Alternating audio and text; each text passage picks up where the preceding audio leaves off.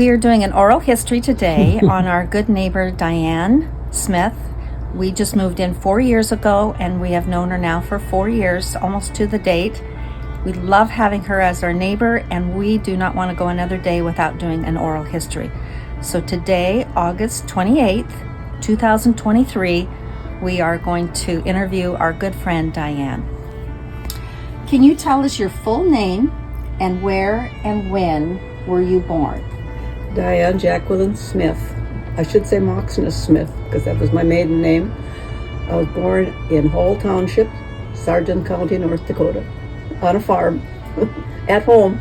My father was a farmer.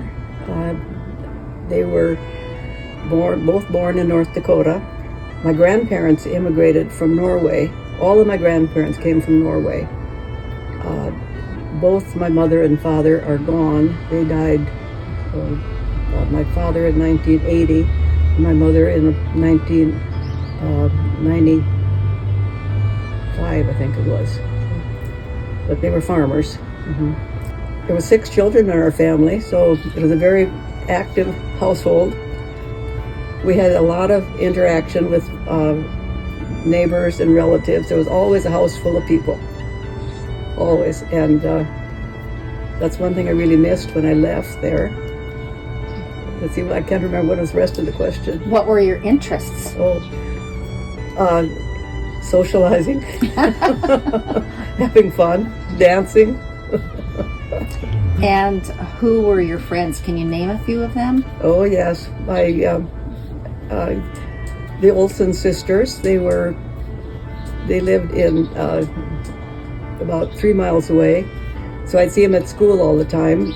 We were friends from the time that I was about 6 until, well, my one of them just died recently down in Albuquerque, New Mexico.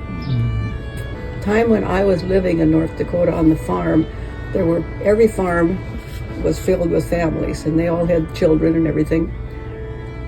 Over the years that has changed so that now there's probably somebody living in these homesteads only about every 4th, well, maybe every couple miles. It's changed that much. They have increased the land they farm, and so many of the families have left, either died, and then their children have left the community because they needed work. They didn't stay on the farm. Well, I started out in a country school. I loved school. I think I probably was the ideal student because I loved to go to school. I loved my teachers and I loved doing the work. After I graduated from grade school, then I went to North Dakota State School of Science in Wahpeton, 2 years there, and then I ended up finishing my bachelor's here in Lewiston, Idaho. I got a master's from the University of Idaho.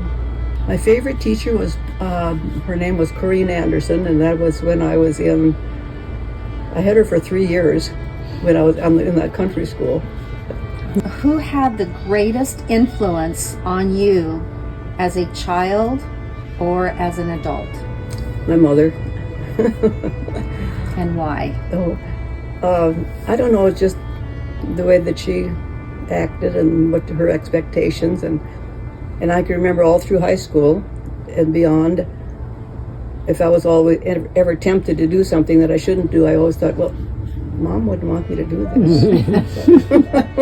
And that's all it took. Yep.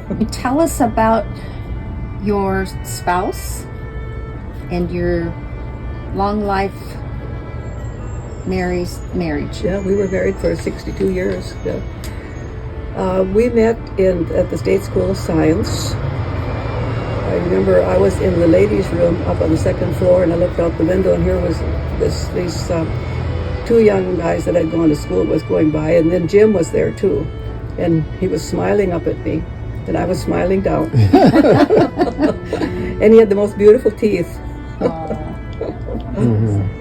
But anyway, we were married after about 2 years of courting, and we lived in Reno, in Seattle, and then we came to Lewiston, Idaho, and we were here from 1975 and on. He loved to hunt and fish, and He was a good man. But I was lucky. Everything worked out. I didn't have to work during that time. He managed to earn the money, and I took care of the family. So Work outside the house. yeah, I didn't have to work outside the house. There's Ross, and he was born in 1962, and then Michonne and Rochelle, who were born in 1964. They're the twins, girls. That was kind of funny. It's kind of a funny story with the girls there. When I was about 4 months along, the doctor told me that, he said I was too big. He said, you're either farther along or you're going to have more than one baby. Oh, that's kind of, a surprise. Well, then when I was 6.5 months along, he said, oh, no, you're not going to have twins. You're just farther along than you think. Well, then when I was about 8 months along, I think it was 8 months, I went in, and then he says, oh my goodness, we got to get an x-ray because they didn't have ultrasound then. I'm feeling too many parts. And I remember thinking to myself, oh, I can't have twins. I can't have more than one. Ross is only going to be 16 months old when they're born. Well, then it occurred to me that if I don't have twins, I'm going to have this baby with too many parts. So I was saying, oh my God, it's got to be twins. It has to be twins. I know you've heard that story before. Great story. I love that. What would you say are the greatest challenges that you have ever faced in your life? Try to be keeping up with my kids. Back to the three children all at once. Yeah, that was probably it there, because like I say, I was alone an awful lot of the time because Jim was working out of town. He was working down along the Columbia. He'd be gone for 10 days and then he'd come back into town for 4 days. And so I had to pretty much take care of everything there, so by myself. So when I was growing up, I took piano lessons. I didn't get to practice as much as I wanted to because my father wanted to keep it a little more quiet. But anyway, my older brother, he played the trombone, and I played the clarinet in high school, and we would be playing together as duets, making lots of noise in the house too. I was a cheerleader. The girls didn't have access to basketball and all of those kind of sports, so in our community when I was growing up. So I have 5 siblings. My older sister, she died when she was about 57 from cancer. And then my older brother, I was very close to him, and he drowned over in Hawaii when he was about 47. That was really a hard time for the family, a terrible thing to go through. And then I'm the third one, and then I have a younger sister who lives in Detroit Lakes, Minnesota, and then a younger brother who lives on the farm. He does the farming. And also I had another brother in Minneapolis. I can remember during World War II, I can remember seeing the headlines on the newspaper, Patton doing this or Patton doing that, and it seemed like it took up half the page of the newspaper putting his name on there. Yeah. But other than that, I don't really remember. I remember during World War II, we couldn't get candy, couldn't get sugar, and that was a big deal. And my mother would make fatimans, which took very little sugar. What were they made out of to make them sweet? Flour and salt and I don't know. Maybe honey? They didn't have much flavor, but we liked them. Yeah. They were fried in probably in lard. So. Can you tell us, how did your family celebrate holidays? Any favorite memories? Large family gatherings, very large. On the 4th of July, when the family would all be there, we'd have maybe 40, 45 people there on the farm. We'd have a baseball team, 2 sides, and we'd even have spectators. Oh, that's amazing. Oh, so that baseball was one of your favorite memories with your family. Oh, yes.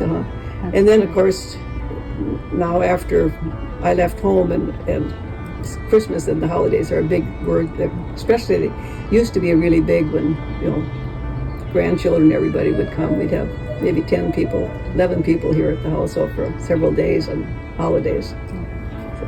How has the world changed since you were young? Oh my, that's a very broad question, and I would say the main thing is TV and the internet and air travel. My goodness, there's no comparison. I love Neil Diamond, and I also love the semi-classics. I love Joshua Bell, who plays the violin, and I've got this one CD of his from Ladies in Lavender. I just love to play that. You probably hear it sometime. I play my music rather loud sometimes. How would you describe your personality? I would say probably kind of level-headed. I don't get angry very often, but when I do get angry, I get very angry. But thankfully, it's seldom. So, Can you tell us who is the earliest ancestor that you know about? that would be my grandparents that came over from Norway, and three of them were alive that I interacted with. The other one was in an accident when he was probably around 50 years old. He died in that accident, yeah, they were there in the community. My mother's father, he would come and live with us during the winter time when it was warmer in our house than it was in his. So come and stay there, and I think he spoiled me a lot. He would hold me a lot. They said I was very spoiled when I was a little kid. So we had this a camper, one of these tent campers we were pulling. Jim had picked that up, and I drove it from Seattle down to Pasco and picked him up, and then we started out for North Dakota, and we were in it about 4 days, I think 4 nights, when we ran into that tornado in South Dakota. And our kids had been playing in the barn. There were 6 kids there on the farm we were visiting, and they'd been down playing in the barn, and we were going to leave, and so we called them. And about that time, these hailstones about that big around started coming down. Not very many of them, and that's pretty dangerous. So we said, well, we better go in the house and wait this out. Well, then we got in the house and we looked out the window, and there were cattle running really strangely in the yard. And then my uncle, he says, good God, that's a tornado. Get in the basement. And I think about that time, he saw the barn go. Well, we all lined up trying to get in the basement, and there was an older guy there that had a leg problem, and he was going to be the first one down there. And he was really slow. But I was carrying both the girls, and I had Ross hang on to me again. Jim was at the back of the line, and we were trying to get downstairs. Well, we finally got down in the basement, and then it was just like a freight train outside. It was so noisy and everything, and the kids, my cousin with her kids, and then me with my 3, we got in this area with concrete, and then the kids got scared and they started to scream, and it was really something. All 6 kids in there screaming in this little tiny space. It took all the buildings on 3 farms and left the houses. Wow. Moved our car and put it on top of a pile of debris. It took his tractor and lifted it and carried it and split it in 2 pieces. Oh my. And he had a truck there, 300 bushel grain truck, and that carried that about a quarter of a mile. Put it down again. We never saw our trailer again, though. That was gone. With all our luggage in it. Well, I think I've been fortunate, very fortunate with my life. I could probably give a lot of advice, but I don't know that anyone really wants my advice. So, so the best thing to do is just to kind of listen and be supportive, I think.